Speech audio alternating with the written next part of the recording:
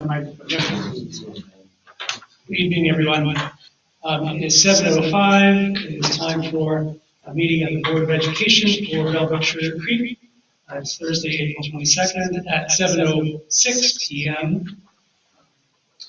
The meeting is a meeting of the Board of Education in public for the purpose of conducting the school district's business. It's not considered a public community meeting, but there is a time for public participation during the meeting, as indicated in the agenda. We do apologize for the late start, but we were participating in an audit conference meeting that, according to Ohio Revised Code 121.22, paragraph D2, exempts audit conference meetings from the requirements of the Open Meetings Act. And so we did not meet in public with the auditors just prior to this meeting. So that's the explanation. All right, Mr. Langley, please call the roll. Mr. Carpenter? Here. Mrs. Dorn? Here. Mrs. Long? Here. Mr. Price? Here. Mrs. Slotman? Here. Please stand and join me in the Pledge of Allegiance. I pledge allegiance to the flag of the United States of America and to the republic for which it stands, one nation, under God, indivisible, with liberty and justice for all.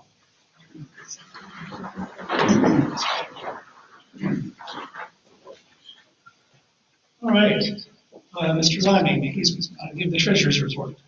Actually, have no treasurer's report tonight since gave one the first meeting in April, and we just do that once a month. Correct. And news come up that meeting. All right, thank you very much. Board members, do we have any correspondence that you would like to share with the public? Okay. All right, we'll go now to reports to the board. Superintendent David Deskins from the Greene County Career Center, our expanded district partnership. Thank you, sir. Welcome this evening. Thank you. Appreciate it, Mr. Carpenter. Dr. President, thank you all for having me tonight.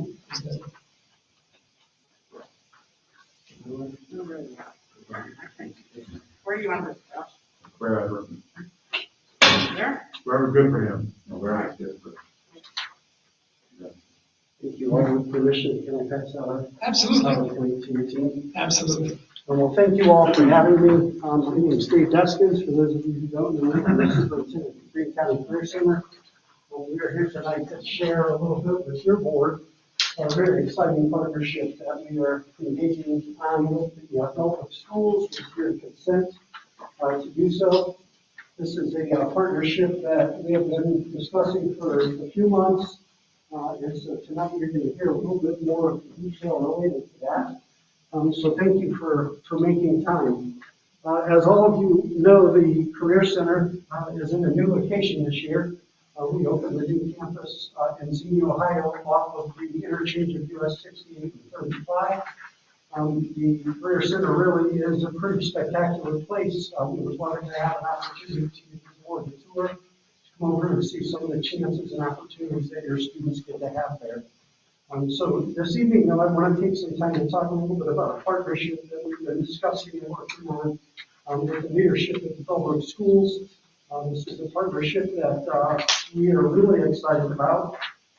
As all of you are aware, you are facing a retirement of a middle school instructor at the end of the current school year.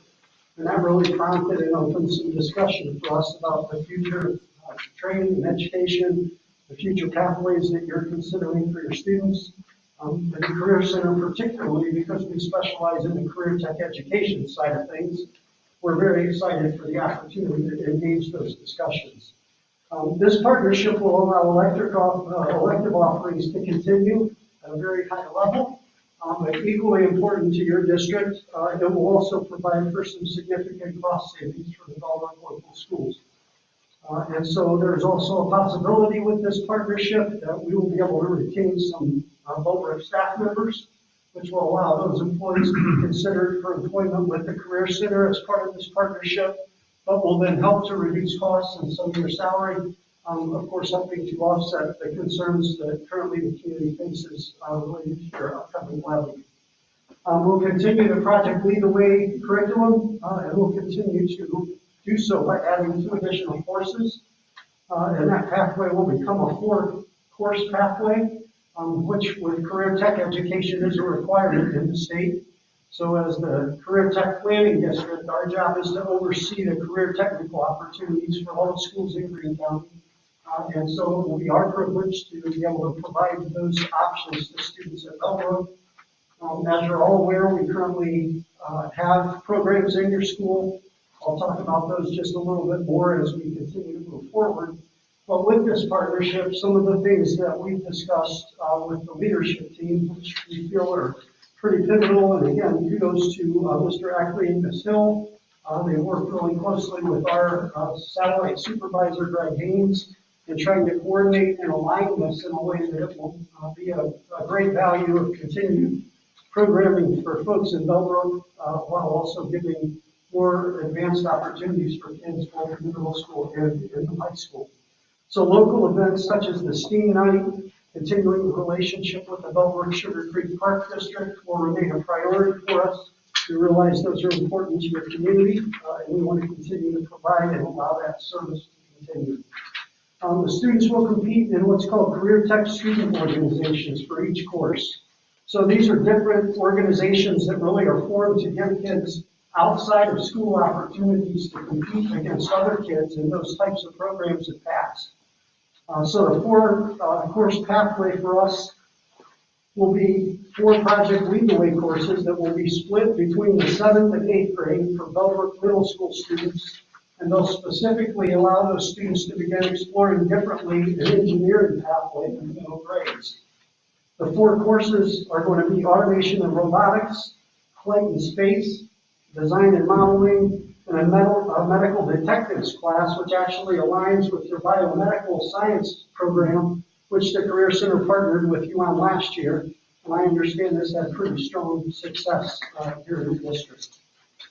And so the automation and robotics course, and again, we are still in discussions with Mr. Eckley and Ms. Hill about kind of the order of these.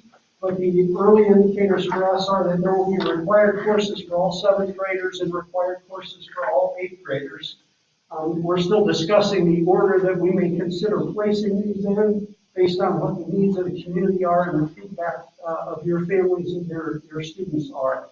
But the required courses for 7th graders will allow kids in automation and robotics to learn about the history and impact of automation and robotics while they look at different mechanical systems, how energy transfers. They actually engage in a VEX robotic platform, and that will involve then these career tech student organizations where your students will get to go compete against other students in robotics competitions. And those are required deliveries for programs that are offered by career centers throughout the state of Ohio. So we're excited to do that. The kids will learn to design traffic lights, robotic arms, they'll learn how to play and kind of create. And what we really like about the curriculum that Project Lead the Way offers and that our teachers would be delivering is it gives your kids an awareness of things that they're not even recognizing they're getting.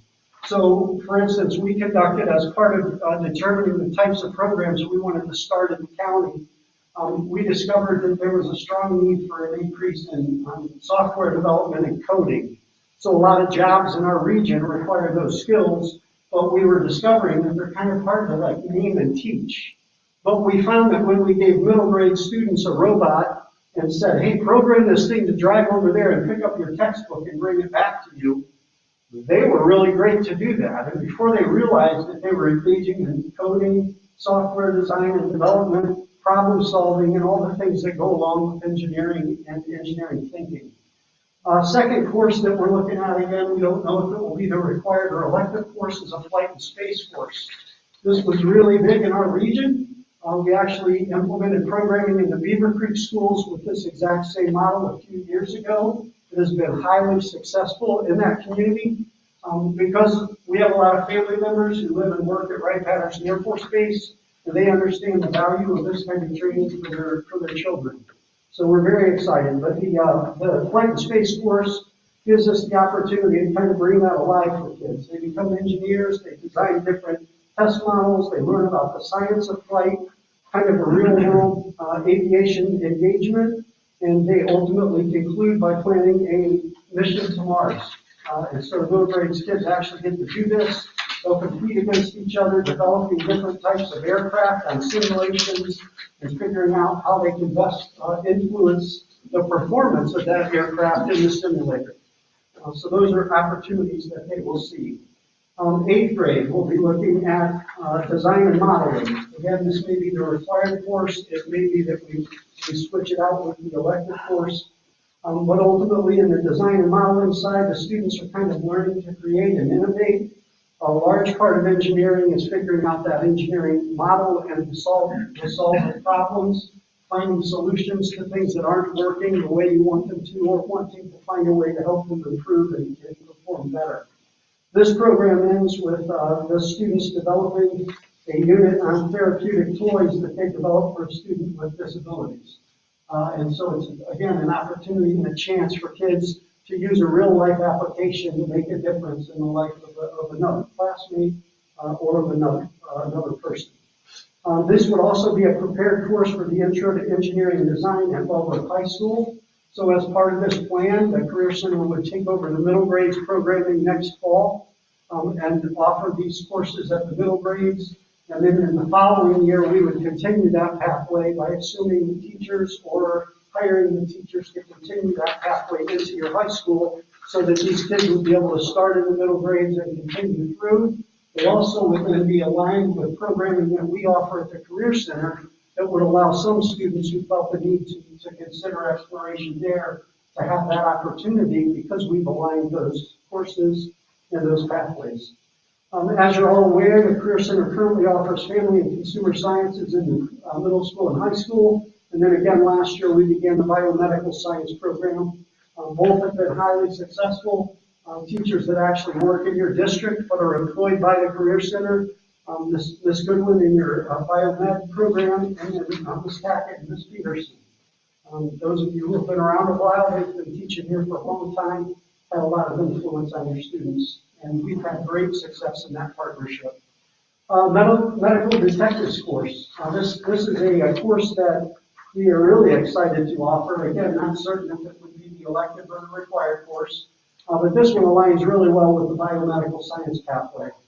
So the students learn just pretty much all the different breakdowns of how to solve problems and look for research related to body-related failures and issues, things that help kids learn just not only about the body, but kids that might have interest in, getting into the CSI world, so that as they move into high school pathways, they have another experience. So we're very excited for the chances for them. So let me talk a little bit about this partnership and the benefits. So the Bellbrook School District would have an initial net gain in savings of $146,694. This again is an estimated cost based on the cost of the teacher that would be now assumed by the Career Center. The project Lead the Way supplies, but then also Bellbrook would retain this coming year, at least under the current House version of the budget bill. And we could talk about that for a long time. But the funding that currently has come to Bellbrook will continue to come to Bellbrook for those career tech programs. So in effect, that ABM funding will remain yours, even though the Career Center is now assuming those instructors in those programs. So we estimate that that's going to look like about 146 to 147,000 in net gain realized by the district. The reason the funding model about this becomes really important is for this reason, and this is why I just really commend Dr. Kozad and Mr. Iving for engaging the discussions. The way funding is set up in the state, all of you are keenly aware of right now, and the real challenge for your district is your state index share. So right now you actually only receive about 27% of the funding that a student is eligible for in your district. We compare that to a community like Beaver Creek that sits around 25%. So because you are a community that is a more affluent community, your state share index is significantly lower. I'm sharing nothing that all of you are not already aware of.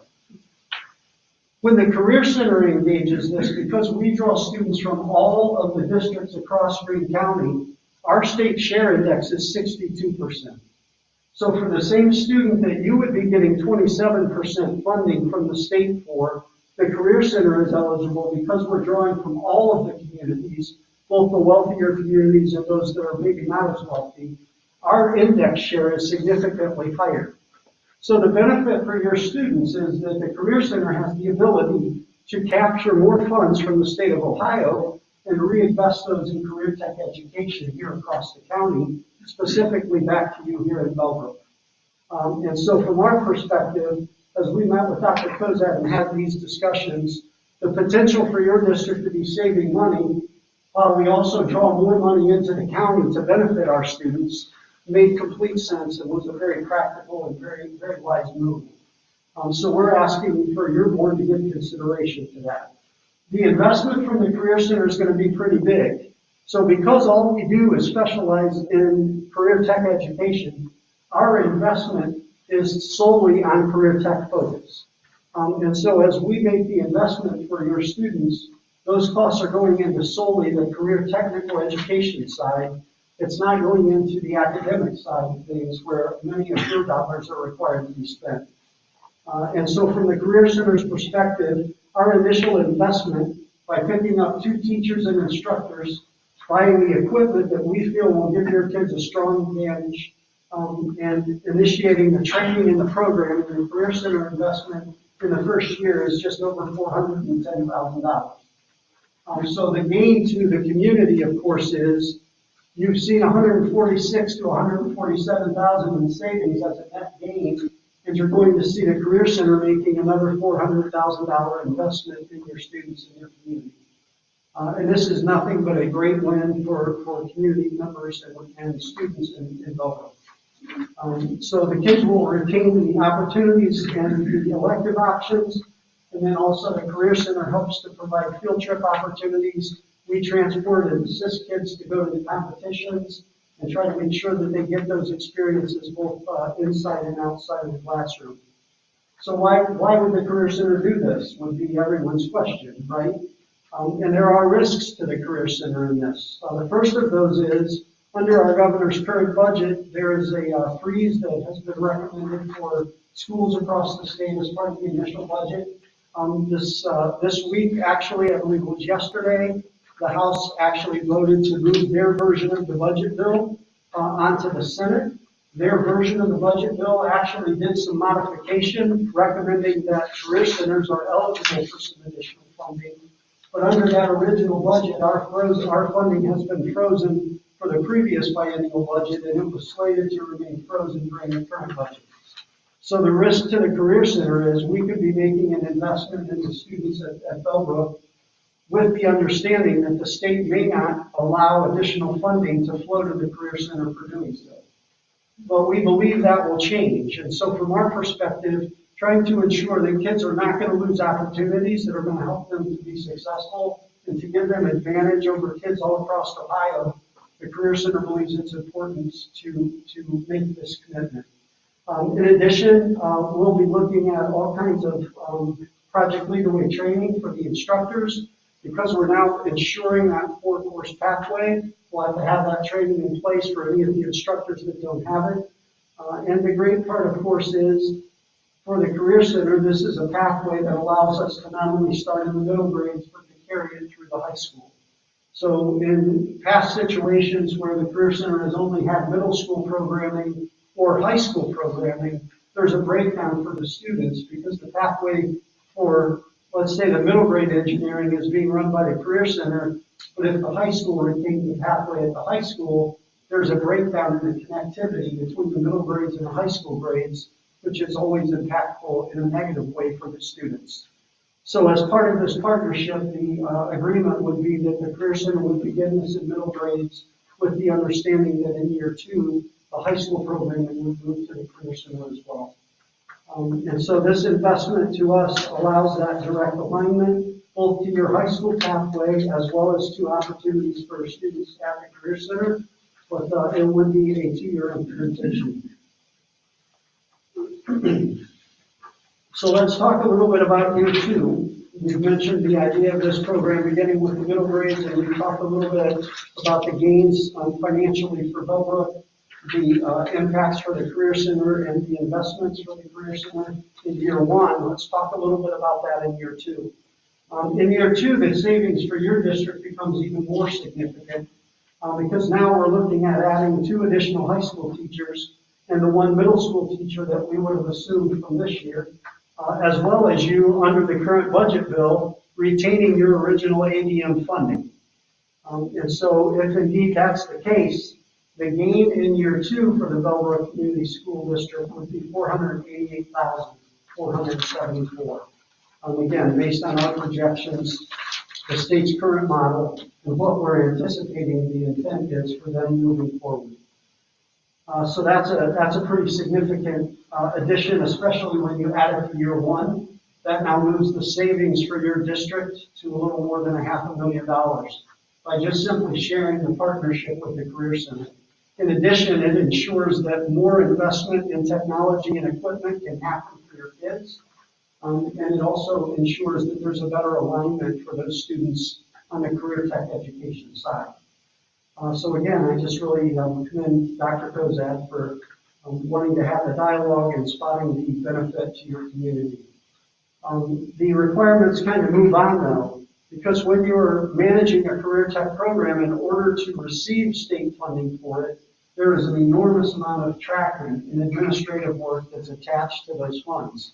Those are things like applying the CTE applications with the Department of Education, ensuring that web exams are being administered each year and that those results are being uploaded and sent to the department, making certain that graduation follow-up is occurring for every student. So career centers are required to not just stop when the kiddo graduates from high school, but we're actually obligated under being a career tech organization to track those students after graduation to determine if they ended up in career paths that they trained for. And so that tracking mechanism becomes a time-consuming piece. That data tracking is important. We also track work-based learning because many of our students are encouraged to engage in work-based learning and different types of internships as part of the program and pathway. So the other benefit, though, to the Bellbrook School District is that when career tech ed funds are received by the Career Center, we pour that money back into career tech ed. So, for instance, when I was a superintendent in a K-12 district, actually one very similar to Bellbrook, when funds rolled into us, we tried our best to use them where the holes and the gaps were in our budget. And so we didn't always get the privilege of pouring career tech funding straight back to career tech and career tech only. And this gives us the ability to ensure that the funds, remember, they were coming to me at 62% in that index, but to you only 27%. More of those funds are available for us to pour back into your students. And that's a really big deal. As we invest back into CTE, the 2-year investment for us in the middle and high school courses will push up to 746, almost 747,000. And that path alignment will not only benefit your students now, but it will also assist them as they move past and beyond for graduation. The career tech organizations continue for the high school students. In fact, we hosted at the new Career Center one of the robotics competitions a few weeks ago. We had a number of our students from Bellbrook who qualified to go to state. We had one team that was on the verge of being judged about the possibility of going to nationals for competition. So the opportunities that your kids get to get real and competing with real life issues and problems becomes really significant. We also offer CTAGs. These are a type of college credit, along with college credit and industry recognized credentials. So from the Career Center's perspective, in addition to readying students for college as they move beyond high school, we also look to try to get kids industry credentials that would allow them to directly go into the workforce in jobs that we know are in high demand in the region. And that becomes real pivotal for us because we can make the connection. Many of our students will actually go on to education. Most people don't realize it, but more than 60% of the kids at the Career Center go on for additional education. But many of them get to do so while they're working and paying their way through. And that's a real advantage for students, especially when we see the impact that college debt can have on families and students. And so for us, that's pretty pivotal also. So So the offerings that are currently in the engineering pathway at Bellbrook for the high school would continue in year 2. The ultimate goal would be for us to ensure that kids have a variety of options in the pathway. And those programs are going to look like what you have: intro to engineering design, principles of engineering, digital electronics, aerospace engineering, civil engineering, and the design and development capstone course, which can allow kids to kind of pick and choose throughout their high school career those courses that are most of interest, but also which best align. So we are asking, along with Dr. Kozak, for this partnership. I know the board has an item on the agenda to consider moving forward with this. We believe it's a great savings opportunity for you, an incredible opportunity for the Career Center to continue exposing kids in the county to different career and technical pathways. Thank you so much. I stand ready to answer any questions that I can for you. Couple here. First of all, thank you. That's not even a good word. Exorbitant praises, or whatever word I want to come up with here, for affording us this opportunity. This is wonderful. There's no other way to describe it. Thank you. Was this possible 10 years ago, or has there been some paradigm shift or some leeway in your mandate at the Career Center, or the fact that you've got a new facility now that maybe has brought you more funding? What's enabled this, I guess, at this point, to be able to be possible? Yeah, that's a great question. So let me make crystal clear, it's not any additional funding. As I've shared with you, the Career Center actually, because of the budget freezes, we are on slate right now to be significantly at loss, because as the new Career Center was built, we were hearing the need from the state to implement more career technical pathways. And so we did, only to find out that there was going to be no funding for starting those new programs.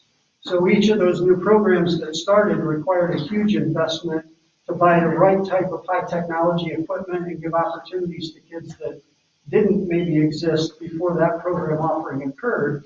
But then on top of that, in the several years that I've been here, the enrollment in the Career Center has also significantly increased. So could this have been available 10 years ago? The answer to that is it's possible. Part of our research before building the new Career Center was to understand what the types of jobs were in the Dayton region that had the highest need for us to fill, and then trying to figure out who's offering the training for those workers to get ready for those jobs. And so we actually applied for a grant back in 2016 from the Developmental Services Agency. That grant was used to conduct a market analysis on the types of jobs in the Dayton region. We were specifically interested, because we're in Greene County, about those jobs related to aerospace here in the Dayton/Greene County region. And again, because of our partnership with Wright-Patterson. That study revealed for us there was a big need to do more training around career paths like engineering, manufacturing, and IT. So programs that we're looking at on our main campus, like engineering, robotics, cybersecurity, drone technologies, are all pathways that study told us there is a need for workers getting trained in these areas, but there were not a lot of schools, training centers providing. And so we made the determination that we were going to build to the future. We were going to have our eyes towards what the job market needs were from our business and industry partners. And we're going to do our best to provide kids in Greene County with the opportunities that they may not have otherwise had. And that's what led our board, who I give strong kudos to be able to build and move on the new Career Center. So it just seems like it Was it coming together of circumstances, funding that allowed you to do studies, and then just a vision that you all had about how you could extend your influence throughout the region here, especially considering the needs or opportunities, I guess is a better way of saying it, that exist here. Because it's like in aerospace, it's a prime example of having the opportunity to team up, and have an avenue like through Wright-Patterson, right? So it just seems like it's coming together just fortuitously now, in time, especially when many school districts are faced with pretty draconian funding situations. And so it's immensely appreciated that we find a way that's very positive. And beyond that, okay, it's all about education, right? At the end of the day, we want our kids to have an education that they are excited about. I'm telling you what, if I were a 7th, 8th grader on up, I would be like jumping up and down for this, you know. I mean, so thank you from the depths of my heart for what you've done in bringing this before us tonight. I think it's just such a fabulous opportunity for our district, for the kids above all. But of course, it helps us with the serious financial situations that we face, is well known. So thank you. I really appreciate it. Again, the Career Center's goal and focus is to support the 7 school districts in our county. And obviously being able to ensure that your kids are not going to lose opportunities is as important to us at the Career Center as it is to all of you as a board. I do want to say, and I would be remiss to not recognize and thank all of you for your willingness to appoint a board member to our Career Center. As you're all aware, we saw and lost a longtime servant to public education in Mary France. We're really appreciative that Mr. O'Malley, who's here tonight and will be presenting behind me, was assigned by you to represent us. He's done an outstanding job, and we're really grateful. Are there any other questions for me? Just to comment here, again, thank you, fantastic presentation of the group, Mr. Price over there. Again, just a win-win for our community and for our students. So, you know, we've had a strong STEM presence here for a long time, but our kids continue to get a strong STEM program, and it's going to be even stronger because, again, like you had said, you know, Greene County Career Center, you specialize in career tech, and so it just specializes and just is going to make our programs even stronger.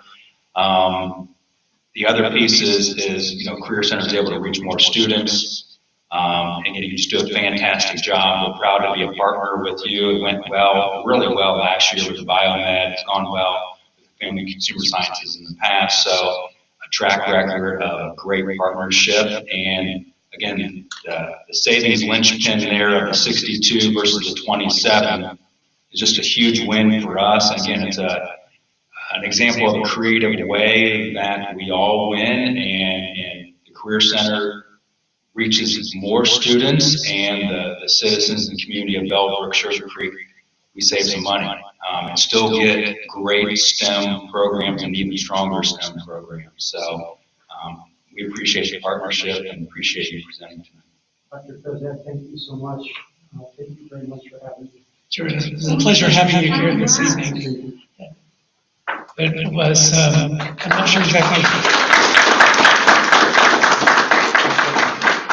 exactly how long ago it was that you were here when we were talking about funding for the new facilities. It's nice to see the things that have developed and matured in that time, and we greatly appreciate this opportunity. Thank you so much.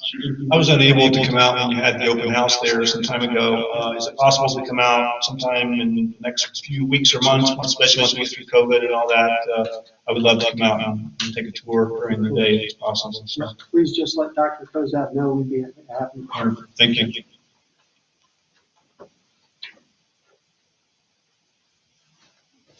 All right. Next, we do have Adam O'Malley to give us an update. I won't be long with you, keep this short and sweet. So just want to give you an update. 22 Bellbrook students were named the Career Center honor roll last quarter. Did a really nice job. We've got 34 juniors and seniors who were also inducted as new members of the Career Center's chapter of the National Technical Honor Society. So our students are out there doing good things. And it's based on not only recommendation and GPA, but also community service. So you're not only developing, you know, good students, but good citizens too. And so that's always important. The annual senior recognition ceremony will be May 25th at 7 o'clock at the Nutter Center. Each student will get 4 tickets. The event will be live streamed. So May 25th, 7 o'clock over at the Nutter Center. And then finally, in addition to all the stuff that's going on with the high schools, they also do a lot of adult education, specifically with the Adult Criminal Justice Academy. They just held their graduation for ceremonies for cadets. They graduated 18 students who will now be able to become Ohio peace officers and law enforcement officers as well. So just want to thank this school board for the opportunity to serve out there in Greene County. It's been exciting to see the engineering program as an engineer. We need more engineers. So this is a great opportunity for our students to get some great training and become engineers. I think the world needs more of them, so I'll leave it at that. Are there any questions? All right, thank you. Thank you, sir.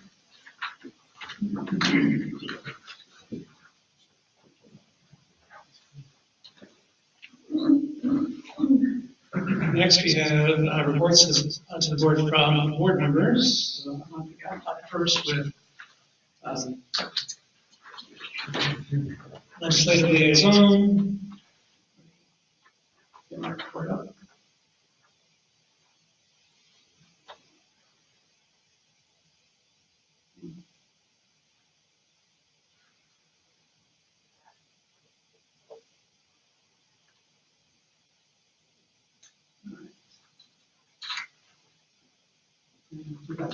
Copies. Three left. Thank you so much.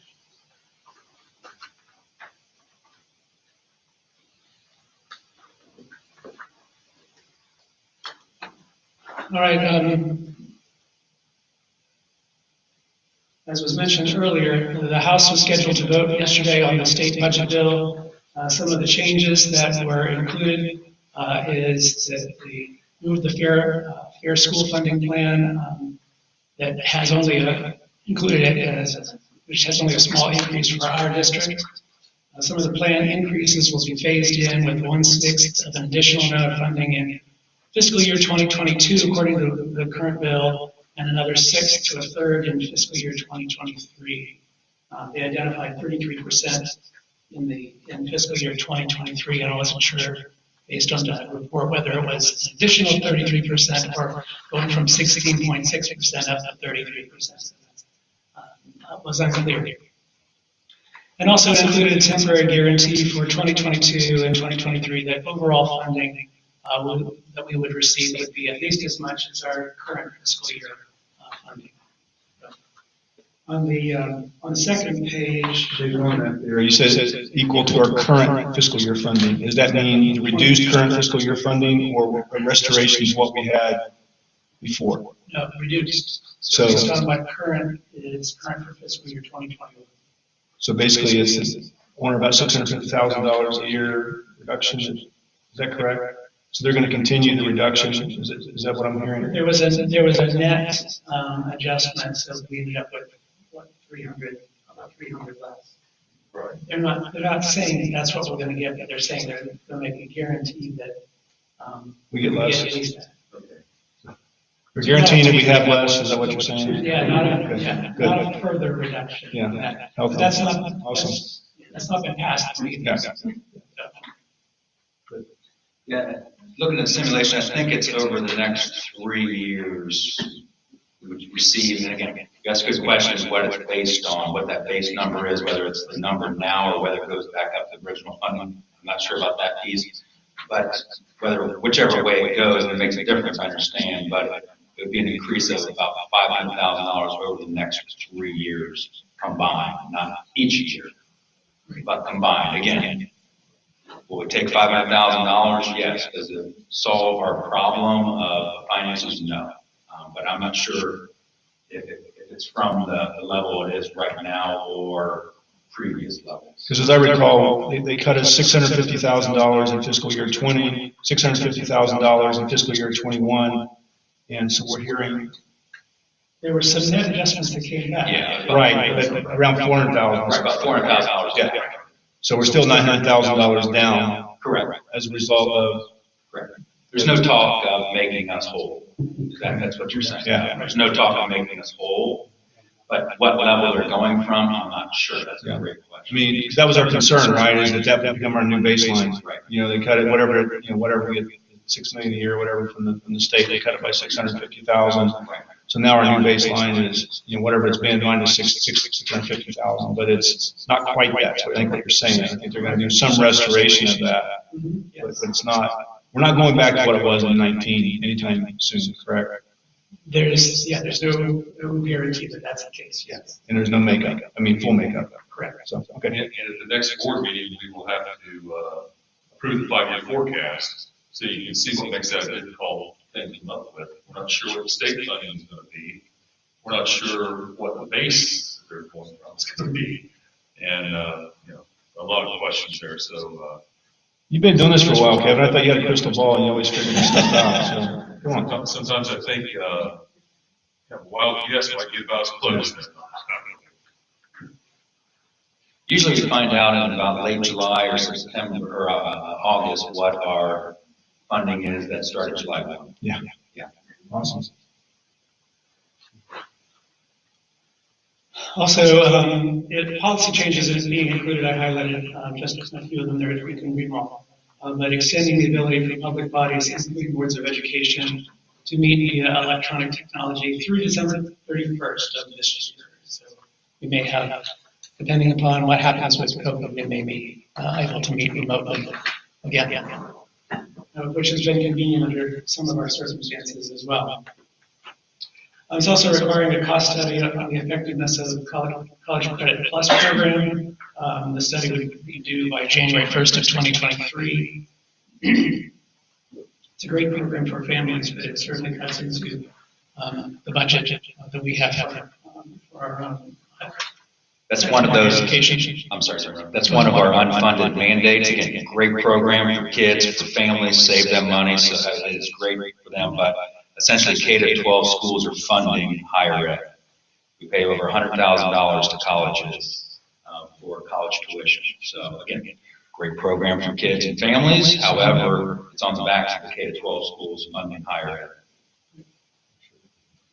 And then the last item was appropriating $45 million in each fiscal year to support bus purchase grants, which is probably going to net us about the same as what we talked about last month. Average per district would be 74,000, but that's being a wealthier district and a smaller district, we're probably not going to see what an average amount is. They usually base that on 27%. Yeah. We received about 24,000, I think, this year for grant for school bus. And our bus costs about $90,000.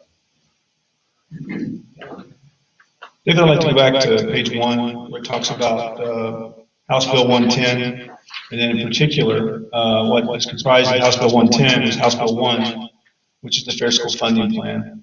Correct. And again, if the community remembers, you go back and look at our minutes, go back and look at our really boring YouTube videos, you'll find that we had a resolution, I believe it was in December, in which the board rejected the Fair School Funding Plan.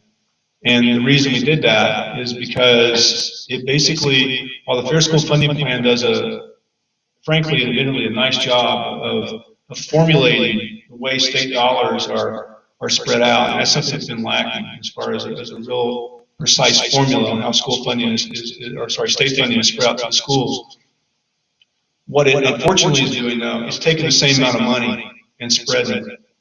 And so, therefore, it doesn't mean we're going to get any extra money. Now, if you ask, if you ask our elected officials, they'll say, "Oh no, there's $2 billion associated with the Fair School Funding Plan."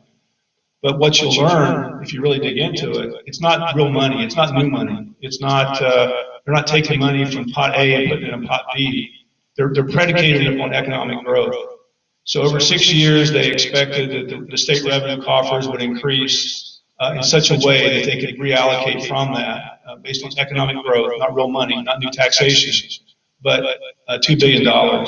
So, but if you think about it, if the economy is growing, then also probably there's some inflation associated with that, or there's always inflation.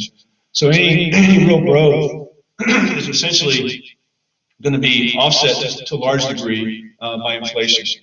So it's kind of funny money that they tell you there's going to be a $2 billion increase, and therefore everything's going to be good. And there was a recent webinar, Ohio School Board Association presented it. There was an elected official there, Senator Hackett, and we listened to that, and it was all sounded really good. It was told us that hey, there will be no more.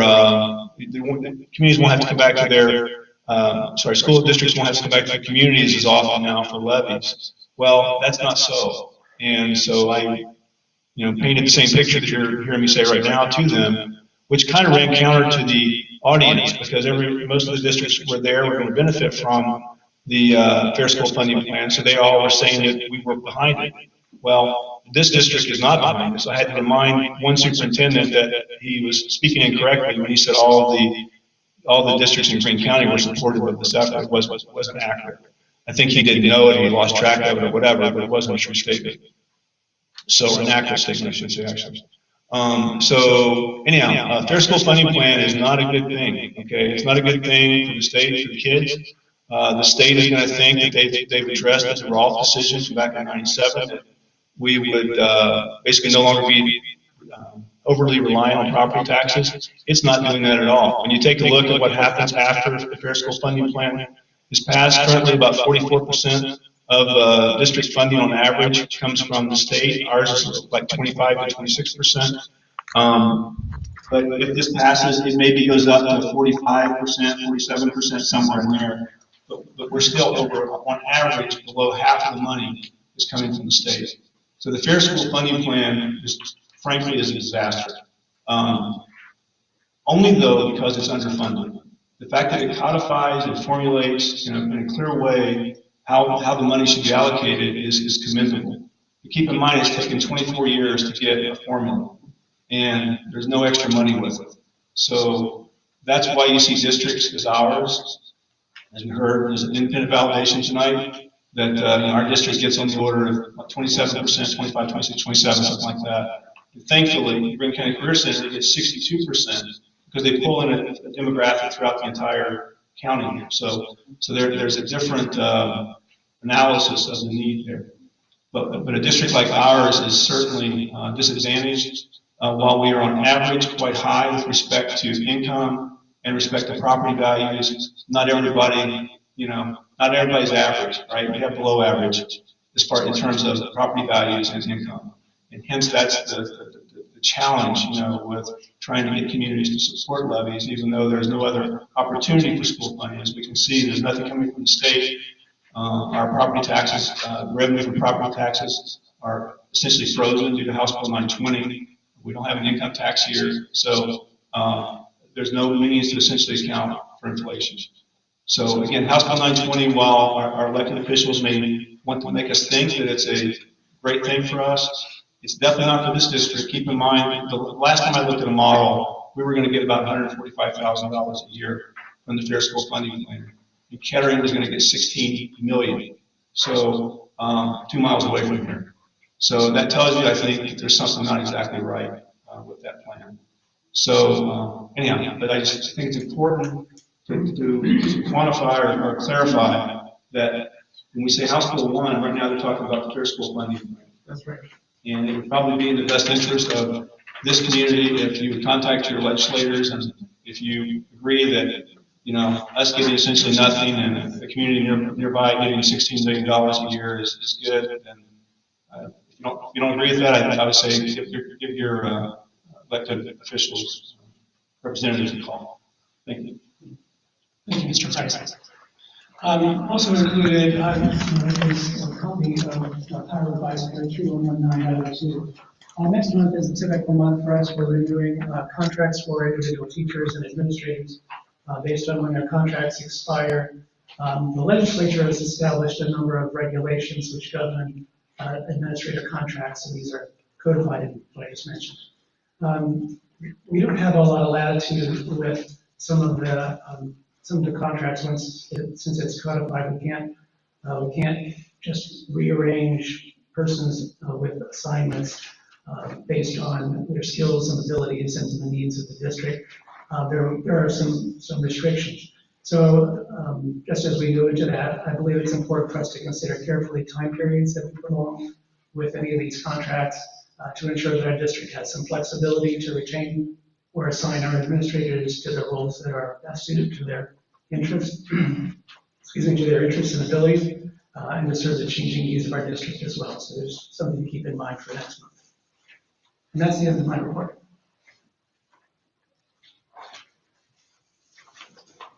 Going on to VSEF and financial advisory. Audra, anything to report?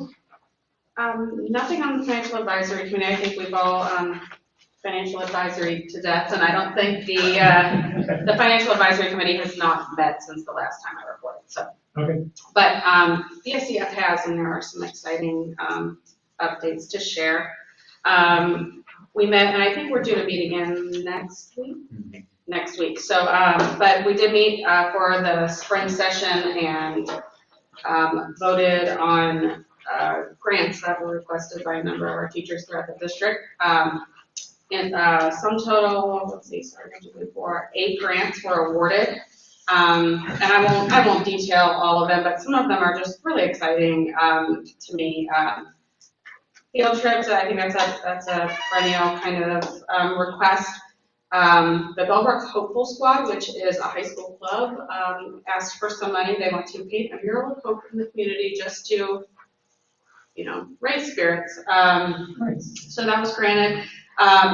Some senior projects requested a small amount of funding. There are 2 separate senior projects that I think sound super cool. I would be really excited to see these once they're done. But one is a concussion detector, and one is a COVID fighting robot. So we can all hope for the success, I think, on both of those.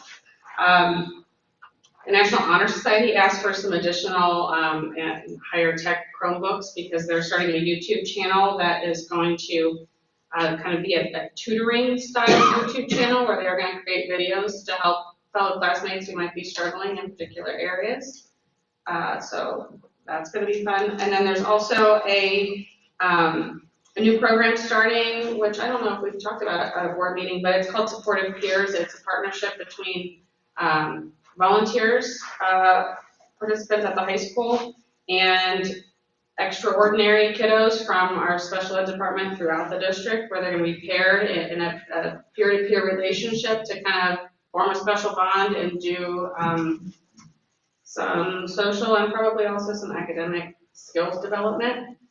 So they asked for some money for some promotional items for t-shirts for their kickoff meetings, and they're going to be meeting throughout the summer to develop relationships and get to know one another. So super excited about that.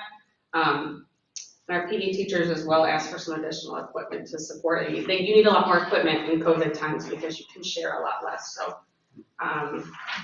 So some money going towards that. So great things from BSCF. I know we've all heard about finance a lot lately. So the Career Center, BSCF, different grants, different ways that we're doing whatever we can to try to keep establishing exciting opportunities for our kids. So that was new. In total, those grants were close to $11,000 this spring, and that's in addition to another about $6,000 that was awarded during the fall term. And that's it for me. Thank you.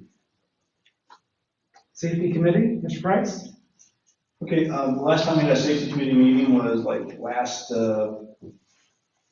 February, actually March, I think it was, and something happened since then, so we haven't met since then. But we're having a meeting tomorrow morning, so there'll be an opportunity to regather. A focus of discussion a year ago was on our crosswalk situation. I had and have substantial concerns about the visibility and effectiveness of our existing crosswalks here on Feedwire in particular.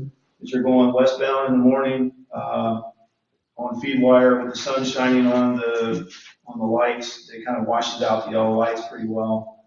And as you're coming eastbound on Feedwire, the sign or the lights are blanked by the sign telling you you're coming up on a crosswalk, so that needs to be repositioned. The one on, whatever Bellbrook Road runs in front of the high school there, it's really not very visible. It doesn't really light up very distinctively. I did a survey, says push the button a few times to see if people would stop for me, and it wasn't too effective. So I'm just not satisfied that we have the best solution. Unfortunately, it meets the standard of Ohio. It meets the standard the federal government has levied. So bright red flashing lights are not necessarily acceptable, even though they would probably be very effective. So there's standard government involvement in things that make things unusable. The other thing I went out and took a drive down 725 to kind of look at the crosswalk situation, because there was pretty long discussion at the last meeting about busing and whether one of the considerations for the restoration of busing should involve whether kids have a safe pathway to school or So I went twice down 725 over a couple of days. And the first day would have been enough, but I forgot, so I had to go back and do it again and see where the crosswalks were. And I went that whole length of 725, essentially between when you're coming out of downtown Bellbrook until you get over by the National Fire and Battery area on 725. There are two crosswalks, one at Vimco and one at Lakeland. And so obviously any kids that try to cross from the neighborhood south of 725 to go to Stephen Bell, if they were so inclined, it's a non-starter. There's no effective pathway there. Now within those communities themselves, there are no sidewalks. There's nothing we can do about that. But I can see us potentially advocating though for addition of crosswalks across some of those roads that come off of Bellevue and some of those other roads that connect perpendicular to 725. So I'm not sure if the county engineer is going to be there tomorrow, like Stephanie Goff, right? So hopefully she'll be there, and we can. And I'm not sure if it falls in her area either. I'm not sure what's Bellbrook City versus township stuff, but at least we'll have a discussion about that in the morning, because it remains a compelling interest that our kids have a safe way to school. I know we talked last year about potentially getting crossing guard volunteers and everything else. There's liability concerns with that. Like hire somebody, would you have the budget for it? All these things. And so more and more kids walking due to the busing cutbacks, I think we do have some concerns. I know we're going to discuss busing a little bit later in the agenda, so I won't go much into that now. But again, keep in the back of your mind about what we could potentially and smartly do with respect to busing to make our community safer for our kids. Thank you. Thank you, Mr. Price. Mrs. Sloughman, anything for the Green County ESC Business Advisory? We have had no recent meetings. Okay. All right. Going on to open communication. Do we have, let's see, a sign up sheet? Thank you.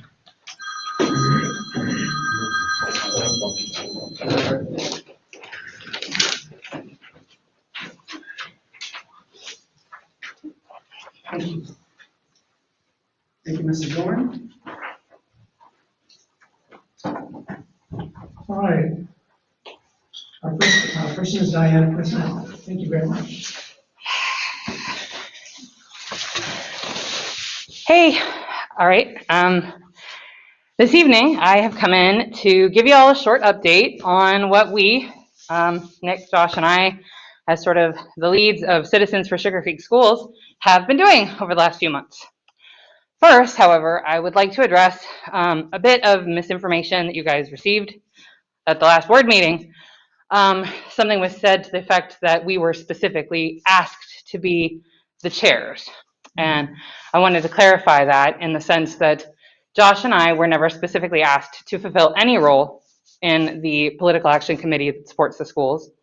We were included in a bulk email that was sent out that simply said, if there is going to be a PAC for this school levy, and this was spring of 2020, then people need to volunteer. And it included a list of the volunteer positions that would be required on a typical PAC. Josh and I took a look at it. We hemmed and hawed a bit, and then we realized after being the Bellbrook Research Angels, that was that one, too many websites, or Facebook pages, we realized after being the Bellbrook Research Angels that we had already gotten the negative attention, and we felt that we didn't want anybody else to be the focus of that negative attention. So we offered to be the chairs, so no one else would be in position to deal with that. So it was not something that was ever given to us specifically or asked of us specifically. It was something that Josh and I chose to do as a volunteer position. So if you guys hear of anybody talking about we were specifically picked for this, we were not. We just volunteered and have been sort of running with things ever since. And now on to the PAC. So far, the campaign we run has gone about as smooth as silk this time. It's been amazing. There have been weekly Zoom meetings to coordinate with the numerous volunteers that have decided to work with us. We can name at least 55 people who have been highly involved, and there are countless others assisting them or doing smaller, like little jobs on the side. We also have their campaign activities, which have included mailing letters to absentee voters, canvassing the community with levy information, reaching out to the community through phone banks, providing signage, hosting rallies, and we have a third big event planned. Our fundraising efforts have been equally successful. At the beginning of this campaign, we had practically no funding. Through the efforts of PAC volunteers, we have been able to raise $7,000 already, and we have another $5,000 coming in to support what we're doing. Our singular Facebook page has seen exponential growth in the last few months. We're at almost 800 likes from the local community. We have done our best to utilize Facebook's ad algorithm to ensure that our posts are only shown to those in our local taxing district. The amount of community engagement has also greatly increased during this campaign. So we are thrilled that people are speaking up. Their voices are invaluable assets to what we're doing. Our signage efforts have also gone equally well. We're in the process of cataloging the levy-related signage in the community, and at present have counted more than 300 support signs throughout the community, and I'm not done. So the amount of visibility for what the message that the PAC has come up with is very high, and it's quite widespread. So we wanted to let you guys know the progress that we have made since January, and we are extremely excited just to see the engagement and the involvement the community has had this time.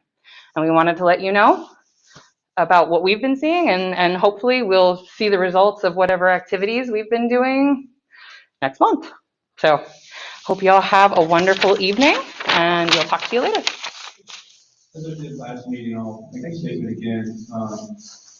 The Political Action Committee is not the board's political action committee. And so just, I know you were saying that, but just to clarify for those in our community, you were just a concerned citizen who brought a report to the board tonight. It was not a report on the board's political action committee. So just want to make sure that that's understood. And we were not asked to do this. Yeah. This is something I chose to do because I felt that you guys probably should get an update on what we have been doing since you are not involved.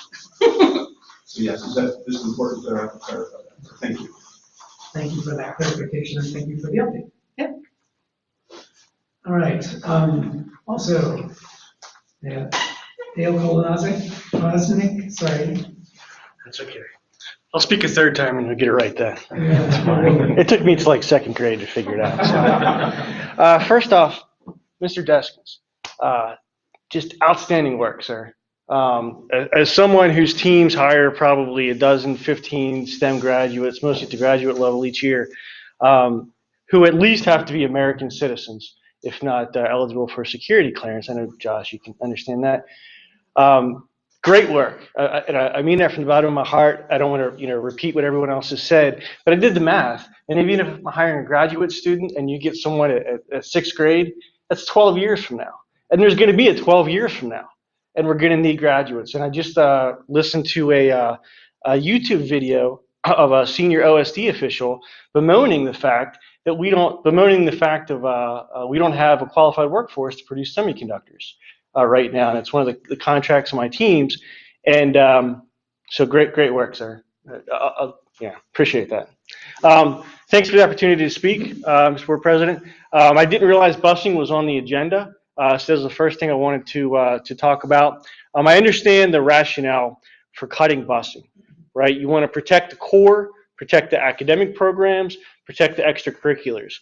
That being said, I think we've seen a pretty strong outcry for some form of reinstated busing. I think Ms. Kipling, if it was, at the last meeting, I wasn't here for that, gave a pretty persuasive and passionate speech about the need to maybe reconsider that.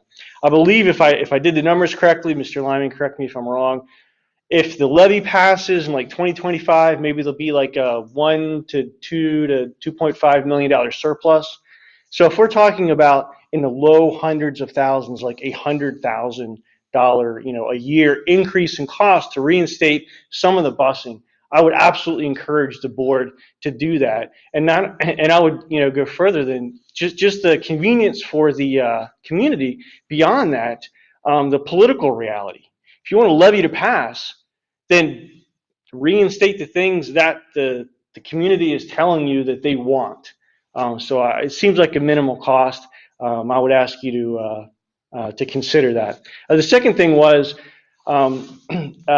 Mr. Carpenter, is there a reason that we can't have a Q&A session during these meetings? I mean, we can get up and speak. Appreciate that. I understand it's not a public meeting, it's a meeting held in public. Mm-hmm. But is there a reason why we can't have a Q&A session during these meetings? It is feasible, under some circumstances to have Q&A. But frequently we won't have the answer to people's questions right away, or we have to defer the answer to a different administrator and so forth. So, in some regards, we're actually having a Q&A right now. Absolutely, yeah. That was a test. I was going to see if you were answering. Well, David, I was going to bring that up later on in the agenda, so maybe we can table that. Sure. Somebody's bringing up things you guys were already going to talk about anyway on that. But certainly with some of the types of questions, we would want to be able to direct something to the right person. Sure. Right away. Some of the things with more complicated issues, like busing, is not a straightforward issue. Absolutely. Excuse me. That would be something that we would want to defer to have a board conversation about. Sure. And certainly when we talk about having time for people to speak, there's, when there is civil discussion, there's not really an issue with having a discussion. Yeah. So I think it depends somewhat on the circumstance. It also is according to our policy, it's the discretion of the presiding officer. Sure. Yeah, and I understand that. I appreciate your response. And I also understand there's time considerations. It's already, we've been here about an hour and 15 minutes already. So maybe if maybe it would be more feasible to have regularly held community meetings. I know we had a couple of those before. Mm-hmm. And I'll be blunt. I don't care about civil discussions, right? I care more about my children's education than having a civil discussion. So I would attack that. If I was in your shoes, which I'm certainly not, I would go anywhere at any time and talk to anybody and answer any question. So I would encourage you to consider having those Q&A discussions or having some other forum when we can just focus on the Q&As and we don't have to have the board reports and all those other things. So I appreciate that feedback. Yep, absolutely. Thank you for your time. Thank you. All right, that is all for open communication. Going on now to the superintendent's report. Since we have instituted a consent agenda, there are numerous items in 7A and B that are they consolidated and up on the no, they're not. They're not up on the screen. Justin put them up there. You put the additional items. Yeah, so it'd be 7A, support staff employment resignation leave of absence. That's 7A1 on your regular agenda. Mm-hmm. And then there's 2 and 3 on the hand carry. And then the B is the certified licensed employment resignation leave of absence supplemental duty, not the memorandum of understanding with the Career Center. That's the new C. Mm-hmm. So it is 7A, support staff at 1, 2, and 3, and then 7B, certified licensed employment resignation leave of absence. Supplemental duty. And supplemental duty, yes. Yep. Okay. Board members, do you have any of those items that you want to bring out for individual conversation? All right, then do we have a motion to approve the consent agenda for items 7A, 1, 2, 3, and 7B for the certified licensed employee employment resignation 1, 2, 3, and 4. So Mrs. Dorn? Second. Mrs. Softman? Any additional discussion? All right, Mr. Lyman, please call the roll. Mr. Carpenter? Yes. Mrs. Dorn? yes. Mrs. Long? Yes. Mr. Price? Yes. Mrs. Sloughman? Yes. Motion passes. So we'll go on to items 7. Yep, 7C, memorandum of understanding with Green County Career Center. So recommend approval of memorandum of understanding between the Bellbrook-Sugarcreek Local Board of Education and Green County Vocational School District for the implementation of an in-district career technical education program beginning July 1, 2021. And then you see the full memorandum, board members, you see the full board or memorandum of understanding in your board packet. We have a motion. So moved. Mrs. Long, Second. Mrs. Dorn. Any additional discussion?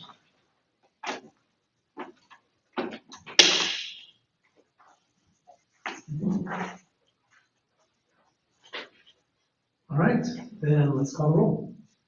Mrs. Dorn, Yes. Mrs. Long, Yes. Mr. Price, Yes. Mrs. Sloughman, Yes, Mr. Carpenter. Yes, motion passes. So the items, information, and comments, so the first one I will address there, athletic eligibility for 21-22. So this school year, due to COVID and the uncertainty of kind of how school played out from the summer and throughout the school year, we had made a modification to our board policy and the state OHSAA that made a modification. Essentially, everyone this year was eligible, but then it's at the district level, you have to have a GPA requirement. So our GPA, we lowered the second and third quarter of this school year only to 1.0. But that times out. So what I am recommending, and it's not recommending, it just is kind of restating that we are going back to our pre-COVID eligibility rules and policies. And so that is taking and passing 5 classes at high school, and then you have to have a 2.0 GPA, but you do for a quarter, you can have a 1.5 GPA and be on probation. So you have to have study tables and do some extra things for that 1.5, you do that for a quarter. So essentially this is not really a change, it's just a kind of a notification that we're going back to our pre-COVID eligibility guidelines. So there's really no action, it's just kind of information or questions or comments. So we're already in that now, being that this is fourth quarter. Correct. So because first quarter of next school year is based off the fourth quarter eligibility or fourth quarter grades. So just the reason to have this tonight to discuss and make sure that we're all on the same page is then we're going to go and just reaffirm this policy with all of our students to make sure everybody is informed and ready to roll for the rest of the school year, since we have 5 weeks left, somewhere in that range. So in doing so, are we making a presumption that we are going back to a more normal posture, non-COVID posture? Or like, are the reasons for the lower standard no longer going to be reasons? Well, I mean, so this year we were a couple of times of hybrid, but the uncertainty at the beginning of the school year was, are we going to be remote? Are we going to be long-term hybrid? There was just a lot of uncertainty, and so trying to give students the benefit of the doubt in that situation, again, based on first quarter of this year was based on fourth quarter of last year's eligibility, but again, everybody was eligible. You do have to have a GPA policy per school district. So in my opinion, yeah, this is a step back into getting more normal. Okay. I like the way you're going, Pat. Yeah. We'll be talking about that more in the future. Yes. Probably next week. Beautiful. Any other questions, comments? Moving toward normal was a very happy vision. Yeah. Not the new normal, the normal. No, right. That's fair. Yeah. All right, busing. Mr. Price, you requested we have this on our agenda for this evening. Appreciate Dale's comments about busing, Cassie's, Kipling's comments at the last as well. I thought it was very well stated and researched out. It was something, again, I had not considered, was the impracticality for some kids to walk to school. When you think about probably why the state came up with minimum busing standards as far as, when you have to provide busing, it almost certainly was based on the premise of whether a kid could walk to school or not. So it's not going to be 50 miles, right? So it's not going to be 50 feet. So there's somewhere in there where where is it impractical for a kid to walk to school anymore? And so that hence you get the 2 mile limit that applies for busing. And I think that was the thought process behind it. But apparently there was no consideration of the kids have a safe path to school or not. And, not to go ad nauseum into it again, but last board meeting I gave the situation I was faced with my family. We lived in Utah. They had a 2 mile rule too there, and we were 3/4 of a mile away from the school, but our kids got bused because there was a 4-lane highway between them and the school. So we much appreciated that, and frankly, it was needed. Otherwise, they would have walked, and it was close enough where they actually could have walked. So what I am asking for, fellow board members here, is that while we do not have a scientific study to point to as far as the need in this district, and social media certainly is not a scientific measure, it's a pulse. If you get an indication from the community of what's going on. And to say that there is not dissatisfaction with busing or lack thereof, I think we would be blind if we said that. And again, the epiphany for me here was, I'm trying to get out of my winter doldrums, so I'm out, jogging for the first time in a while, maybe the third time in a while. And I go through BCI, and I'm like, my gosh, where are all these cars here at 240? And all of a sudden the light came on. It's like, oh, this is the problem people are complaining about. And so what I believe, what I would like to throw on the table here, is that what is very clear to me, we cannot say, yes, we're going to go out to 1.79 miles, and we're going to do a mixture of middle school and high school students, and blah, blah, blah. It's really complicated. It ripple effects into when school starts, when school ends. It is a algebraic matrix problem. I mean, it is extremely complicated. And so I don't think we can say, yes, we're going to do this, that, or the other thing. What I think we can do is, and should do, and I'll say this 3 times, because it's really important. If the levy passes, then we need to do a strategic survey, a study, form a committee, and hear from the community, and become aware of where we have certainly demonstrated and even crying needs for busing. And it's not going to be a simple solution. It's not going to be something you're going to talk about next week and come up with a plan. Literally, if we survey the community, and we need to figure out how many kids would actually get on the bus. Okay, if the busing was available in your neighborhood, would it be used? Yes or no? And we need to have a very high response rate from the community. And again, we need to form a parent. I would recommend forming a parent committee, that gets information and gathers it. But the school district still would formulate the survey and really make it as scientific as we can make it. And then, after we do the study, as we look ahead, there is some surplus of funding if the levy passes. And I can't remember exactly what the numbers are, and we'll know better next month. If the levy passes, we will see what the projected 5-year forecast is. And the state recommends we have 10%. So we have a $29.8 million budget, right? So let's just round it up to 30 to make life easy. So the state wants us to have $3 million in the bank at any one point during that 5-year forecast. So if we're looking at something above that, I don't know, pick a number. If it's supposed to have 3 million, we've got 4 million, we got 5 million, whatever it happens to be. We need to consider that we can use that money. That's what it's there for. It's to be used. And I think it is a crying need from the community, as I perceive it. I could be wrong, but that's why I want it to be studied, analyzed, quantified. And if in the end we come to the conclusion that yes, we're going to get 80% ridership out of this little subdivision, and we get some other compelling reasons, such as certainly the safety considerations, I don't see how we cannot do it. And so I think it's important we do that. But again, it's all predicated upon if the levy passes, yes or no. If it doesn't, okay, we're going to provide state minimum standards. And that means no high school busing. That means no busing for anyone, inside of 2 miles.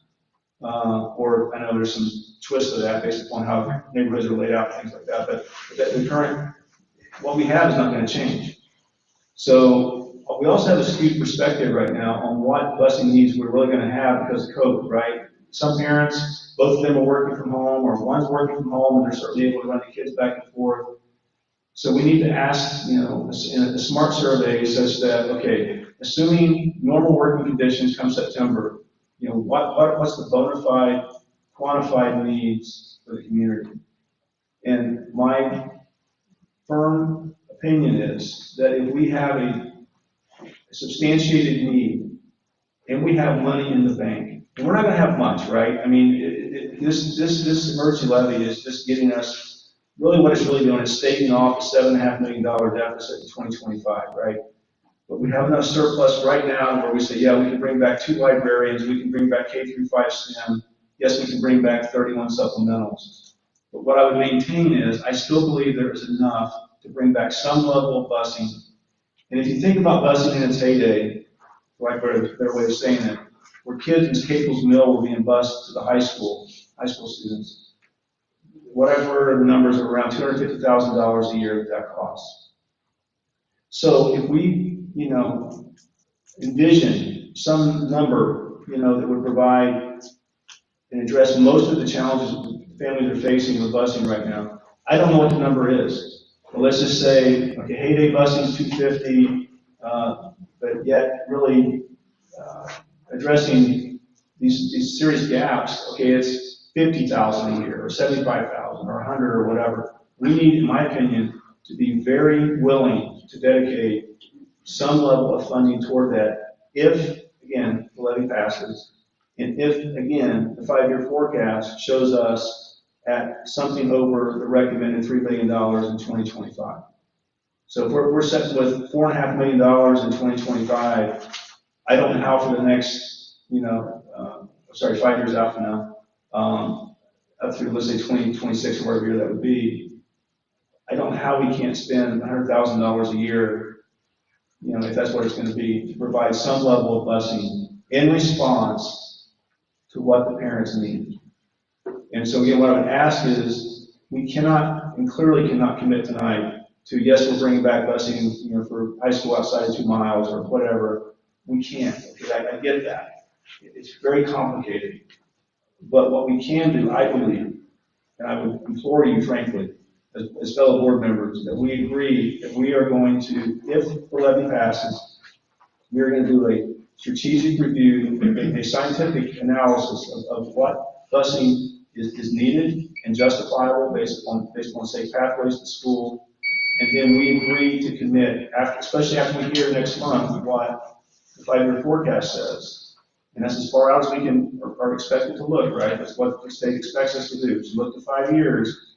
And if we have something over $3 million and divide that by over 5 years, and we're still going to stay above that to provide this minimum level of busing back, I do not see how we cannot do that. It's beyond me that we would not do that.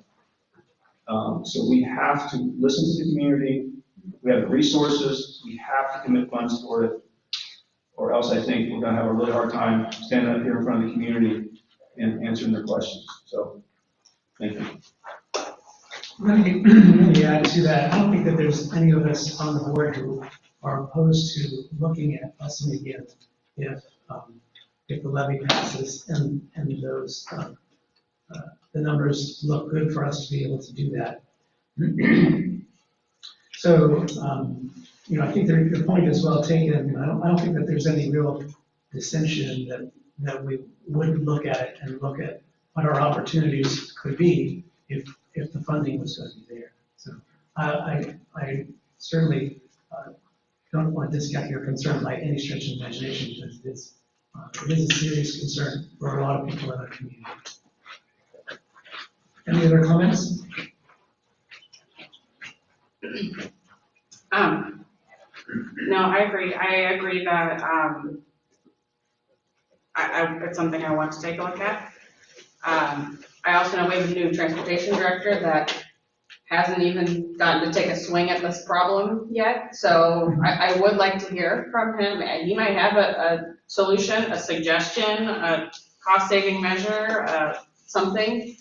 A new route structure, I don't know. But it's a whole new person in charge of that department that hasn't even had a summertime, that, came in mid-school year with this setup already established. So I would like probably to hear from him first, to think if there's something we can do within our current situation that can take care of some of the most immediate need. As far as committing to spending money, like committing to definitely spending some money on busing, I'm not there. Committing to considering, committing to studying, committing to looking into it, absolutely. But frankly, I don't care what the 5-year forecast looks like, because we have a 7-year levy that is going to go away, and we have so far over 50% of the community that does not want us to come back for another, for as long as necessary. So I am going to be very conservative in that those purse strings have to be really tight. And I am going to be a family that is affected by these busing cuts. So I'm not discounting the issue you brought forward. And I definitely do want to take a look at it. And if there is something where we can support a significant number of families with a relatively insignificant amount of money, I'm all in. But as far as committing dollars, I feel like that's counting chickens before they've hatched, and I do not want to go too far down that path when there are still, even throughout the summer, a number of financial uncertainties. So what our numbers look like 5 years out doesn't matter to me as much as what they look like 7 years out or even 10 years out, because I don't want to do this again. I don't want the community to have to do this again for a very long time. So. Audrey, I really actually agree with you. What I was trying to say probably didn't speak as eloquently or concisely as I should have. It all starts with what's the need. And again, we hear, like President said, he's received minimal, feedback from the community. Until Cassie Kipley came here and talked last board meeting, we didn't have anybody stand up here and talk to us about busing. We had more people talking to us about lacrosse than we did busing. So that certainly is an indicator. Maybe it's not that big a deal, right? But other indicators seem to indicate that it is. Again, the traffic jam on Feedwire at 3 o'clock in the afternoon. And these other, again, they're not scientific. Social media is some indicator of what's going on. So I guess really what I'm asking for here is that we make a commitment to a study and analysis as to what the need is. We combine that with our perspective on funding that we're going to gain after we get the 5-year forecast. And again, we've had some things like Green County Career Center and some other things that are factored in that are potentially helpful to us from a funding perspective. And so, but it all starts with, is there a need? If only 2 people care, well, then, okay, it's not really worth it. But, if we find out that, there's, make up a number or a percentage, 70% of people really care about, some level of busing return, I think we have to honor that. But it starts, though, with an analysis. And if in the end there's nothing there, then we're kind of done with the discussion. If there's not a significantly or statistically significant input from the community. So what I'll ask for is that we come back at the next meeting. If the levy is passed at the next meeting, then we commit ourselves to some type of analysis with the committee. And again, it starts with the transportation director, as you said. I mean, I haven't thought of that. That's brilliant that you thought about somebody who's coming in with a fresh view of things, right? So, well, actually, we moved this bus over here at least 5 minutes earlier, and it's a shell game, right? It's 3-dimensional chess. So he may come up with some kind of a perspective that nobody else would have thought of. So I think it's really, really keenly observant and thoughtful to consider that. So, but I would imagine that subsequent to that, I do believe we need to do a survey, because he may come up with a solution, but maybe we still don't have a need, right? So I think we need to survey the community. And parents that are listening or hear about this otherwise, you're going to have to respond. We're going to have to know, because if we're going to hear from five parents, nothing's going to happen. So we have to hear from the community. So again, fellow board members, we need to do a survey. We need to look at our 5-year forecast in light of whether the levy passes or not. Levy doesn't pass, okay, then it's, conversation's over. And thank you all for those really good points. I think also it'll be interesting once we get to herd immunity, and hopefully we will in our community, how many parents are driving their kids to school, not because the busing isn't available, but because they don't want kids on bus with, it's hard to know, right? 35 other people, right? It's really hard to know. So yeah, I concur, we do need to have information in order to really move forward. All right, any other comments? All right, back to you, Dr. Kozak, for graduation. Yep. So I'm pleased to announce, again, May 15th is our high school graduation. That's been the original date. We did move it back from 10 a.m. to now 3:30 p.m. And it is outside of Miami Valley South Stadium, which is our stadium. So thanks to Mr. Han and the high school staff of working hard of trying to make that possible. I know in the past we've been at Trent, but limited capacity there where we're outside. We're a little bit, have a little bit more freedom on capacity and so forth. So we're going to pray for sunny skies and nice weather on May 15th. And it's going to be a great ceremony. So. Sure, Randy. I believe it's the next day, right? Next day, May 16th at 3:30 at the stadium. Yep. If not, there'll be a run on purple umbrella. Maybe that'll be the fundraiser. Maybe so. All right. Any other board comments? Board members have anything else to bring up for the good of the group? I wanted to talk about community meetings. Oh, sure. Sorry, I should have reached out and tried to put on the agenda, but I didn't.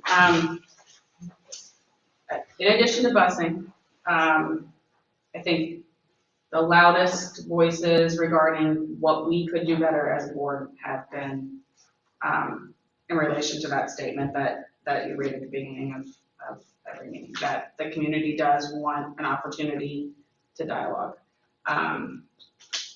I will say that I think I speak for everyone up here that any member of the community, I would love for you to reach out to me, and I would love to sit and have a dialogue with you. Mm-hmm.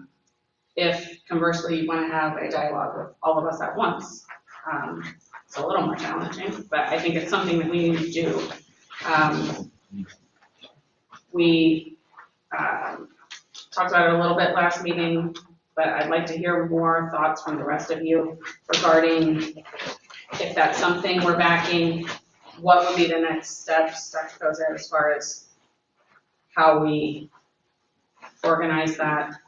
How often do you think is prudent? How could they be structured? Or when do we want to put that on the agenda to speak about it more in depth? I'd have to go back and check actually our board policy, because we would have to probably modify board policy, because I believe the speaking piece is in there, but I'd have to double check. I'm not So just for a regular meeting now? I mean, I wonder if can we have a community meeting? Like, is there another kind of meeting? I don't know. There's regular board meetings and there's special board meetings. Okay. So regular board meeting would be structured like we have, even though this is our second meeting of the month. It is officially a regular board meeting. That's why, Mr. Liming, even though it was a treasurer's report, there was no treasury information, but that's the normal, this is our normal rundown for a regular board meeting. So regular board meeting has these certain things, and special board meeting has to be for a specific purpose. So, but I'd have to look at board policy to, again, the dialogue and so forth, to see if that is in our board policy or not in our board policy, just to make sure that we're good with that. But if it's not, we're the board, and we can change it, so. Right, we just update policy, right? Correct, you would have to update policy, correct. There is no reason, there might be, we don't have it in our current policy, but we can make it happen. No, it's Open Meetings Act that we have to comply with. Yes. It's not like, board policy, you're right, we can change. Yeah. We can update, we can write it into board policy that we have to do this. Correct. that's it. We need to make sure that there's what the best way to do it, where we can be as interactive and engage as much as possible in compliance with the Open Meetings Act. Certainly, I don't think there's Open Meetings Act is the issue. I just say, I'm saying, if it's in board policy, you're correct. The board has the power to change that, but if it's in board policy, the board needs to change that. So obviously, I think it's most effective if most board members are there, right? So as in a quorum, less than that, it's not a meeting. And hence, we saw that last year. We had two, as I recall, two informational levy meetings last February, David, where you and Dr. Kozad were there in the auditorium there, I believe it was here. It was in the cafeteria, I guess it was. So we did two of those last year. So if you have less than a quorum, you can have it tomorrow night, right? If it's a quorum, then you got to consider the Open Meetings Act requirements. Therefore, it's a meeting, and it's an official meeting.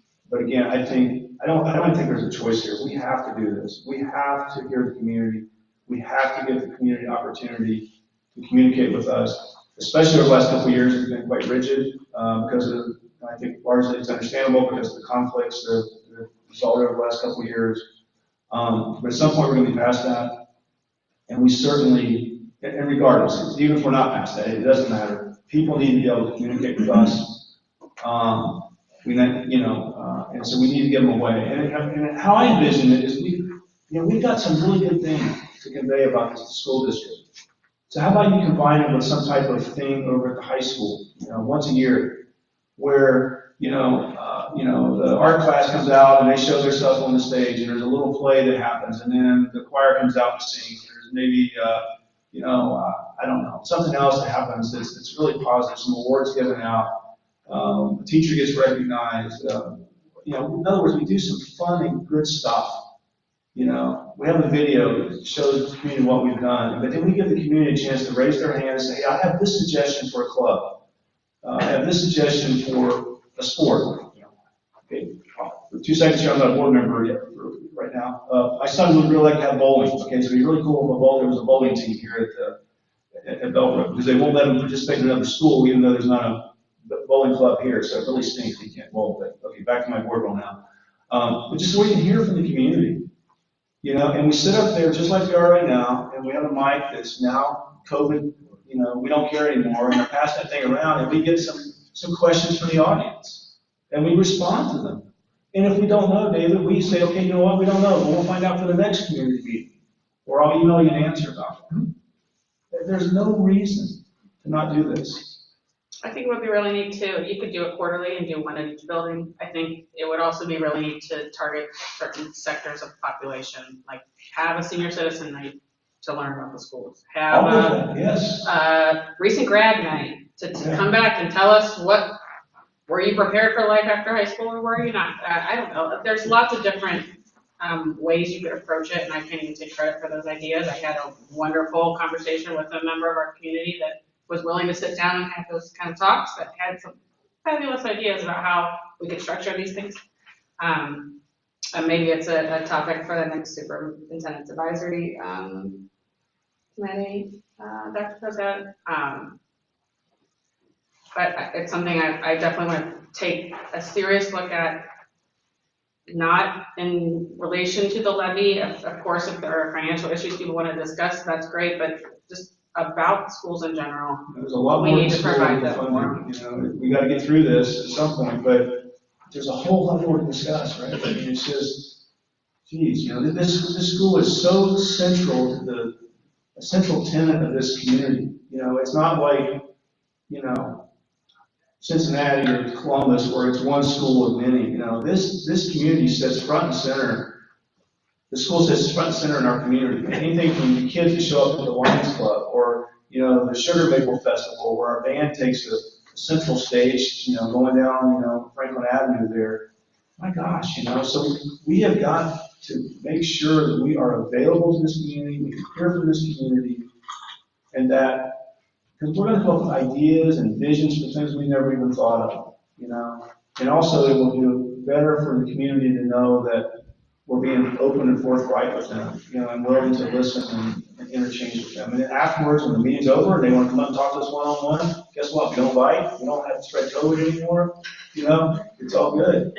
And we need to do this. We have to do this. I really appreciate your thoughts on that. That was really, again, just even here, even this little team right here, right? We're brainstorming and we're coming up with ideas that you wouldn't have come up on your own. I wouldn't have come up on my own. So imagine you get an auditorium filled with 200 or 300, 400, 500 people. Yeah, some really good things are going to come from that. So we have to do it. Any other comments, thoughts? I'm curious to know what those of you who have been on the board, like Kevin and I are the newbies here, so is this something that's been thought of before, considered before? We've done some of this related to the levy discussions, particularly because that is a hot topic for members in the community. But beyond that, Dr. Kozin doesn't get a whole lot of people at the tailgate talks. Or some of the coffees that we had on previous times that could be open for discussion other than just levy. I'm not saying that it wouldn't get a lot of attention, but I wonder. We have a food truck out there. Trust me, Mona Get Ice, the right motivation out there. Yeah. Well, and all we can do is offer, right? That's right. Like, if no one comes, then no one comes, and then we say, we offer. Well, But at least that's right. At least initially, I think we would get some significant play, and that could taper off over time, but that'll depend on how effective they are, I think, and how receptive we are to what people have to say. Sure. I think that also that each of us, and this is not a negative to do that, but each of us have been very approachable for community members to come and ask questions and things like that. I'm not sure that, if somebody doesn't find me approachable, they'll find somebody else on the board that's approachable and vice versa. But I think it's fine idea. Any other comments, questions? Yeah, I have something there, David. When you asked earlier, okay, we're done with the discussion about busing and about community meeting, right? You're asking about other stuff, right? So you asked earlier about correspondence, and actually there was a really nice email from a parent that CC'd us, but I bet you none of you saw it because it got buried in my spam folder. And so this happens for whatever reason. I think teachers know this better than we do, that the Google spam thing it spams things that shouldn't be spammed and doesn't spam things that should be. So anyway, so I'm going to read this email. I'm going to, what's the word, take out the kid's name and the parent's name just to kind of keep it, I don't think they want their privacy honored or they wouldn't have included all the people they did on the email, but just ultimate conservatism, I'm not going to read their or the student's name. But I will read the teacher's name, okay, because I think this is important. And you'll have to help me, Ginger, for the pronunciation of the name here. Mrs. Hebrank? Correct. Okay. All right, so I'm going to read this email that came to us, I guess it was yesterday. This is what this parent had to say. Dear Mrs. Hebrank, an inspirer, an empowerer, an engager, these are just a few of the many characteristics you demonstrate each and every day with all of your students. We feel so grateful that our son was placed in your class this year. He is happy and excited to go to school. Not only do you make school and learning fun, but you make him feel loved, safe, and important. You challenge him, you inspire him, and you motivate him. It is obvious that you're genuinely dedicated to your students, and we can't thank you enough. If only teachers could be just as great as Heather Hebrank. Could you imagine what a better place this world would be? We're lucky to have you here in the Bellbrook-Sugarcreek School District. Thank you for being you. And so I think this is really typical of our teachers throughout the district, whether it's kindergarten, elementary, middle school, high school. But thanks to that parent who took the time to write this email, and this should make that teacher's day. It should make us proud as board members, as community members, that we can see that somebody that's dedicated themselves to the profession of teaching is making a huge impact on a little boy in the 3rd grade. So check your spam folder, okay, because you might find some really good stuff in there. Thanks for bringing that up. Yeah, thank you. I didn't see it. I didn't see it either. So, then the other thing, 2 quick things here. Last meeting I asked for us to have a community meeting to discuss about the levy. For a variety of reasons, that was not embraced. And so what I was wondering was, how are we getting information out to the community about what the levy is, why it's needed, what happens if it passes, what happens if it doesn't. And of course, the bridge came out. It's got factual information that's well detailed. So if people take the time to look at that, they will be informed as to the nature and the need and what will happen from one way or the other, whether it passes or not. So there's some good information there. What I didn't know as a board member until a couple days ago, I went off to our own school's website, took a look. There is a library of information there, levy info. So if you go to the Bellbrook-Sugarcreek school's website, click on the tab, levy info, there is a lot of information there. In fact, probably more than most people will care to read. But there's factual information, questions and answer formats as well. It gets into the whole gamut of, House Bill 920, which shows me going on and off about a whole variety of things. So, fellow board members, if you weren't aware, go take a look, and communities certainly go take a look, so you can be factually informed as you make your decision on how you will vote with respect to the emergency levy on May 4th. So, I would really ask you to go take a look at that.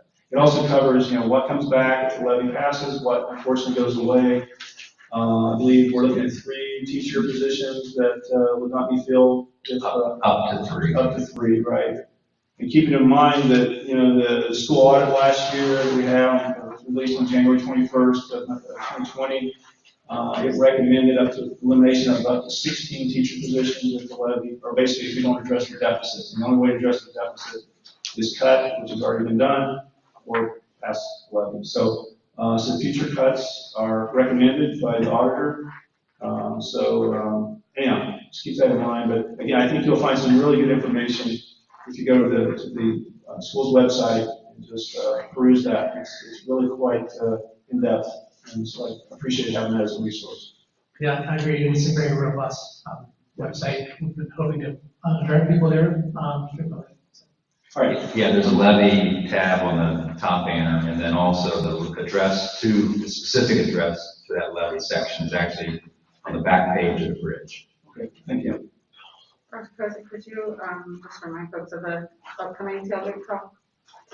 Sure. The upcoming tailgate talk is on April 28th from 6 to 7 p.m. The last one was the past week was from 9 to 10 a.m. So April 28th from 6 to 7 p.m. in front of BCI, right outside in front of the gym. Thank you. Thank you for reminding me about the reminder. All right. Do I have a motion for adjournment? So moved. Mrs. Long? Mrs. Sloughlin? Any discussion? Mr.